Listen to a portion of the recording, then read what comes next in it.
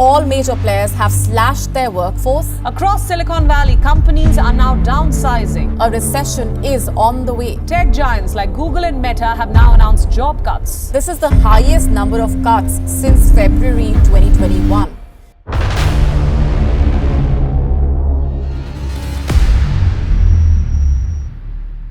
The markets have been ablaze with the fear of an upcoming recession globally. The genesis of current slowdown is largely due to the Federal Reserve and other banks across the world sucking out excess liquidity to tame inflation induced by the ongoing Russia-Ukraine war that led to a spurt in food and oil prices. As a result, many tech companies have ended up firing its employees. Big tech firms such as Google, Meta, Twitter, Amazon, among others, are cutting jobs after an unprecedented surge in demand for digital services during the pandemic.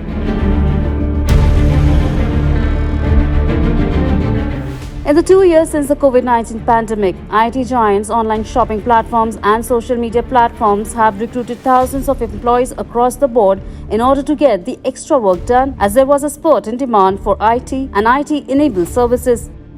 However, as normalcy returned in a post-COVID world, people are returning to their old habits. The net result? IT and online markets started feeling the heat, and big companies found that many roles were rather redundant. According to layoffs.fyi, a website that tracks tech job cuts, showed that more than 130,000 jobs have been lost across the world in 2022.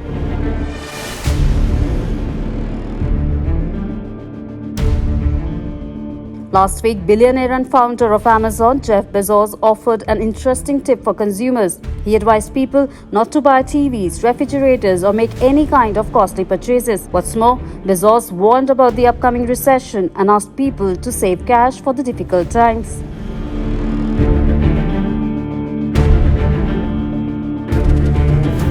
According to a study by the World Bank, the world may be edging towards a global recession in 2023, as central banks across the world have simultaneously hiked the interest rates in response to inflation. As the layoffs pile up in the IT sector, it will presumably bleed into other sectors too.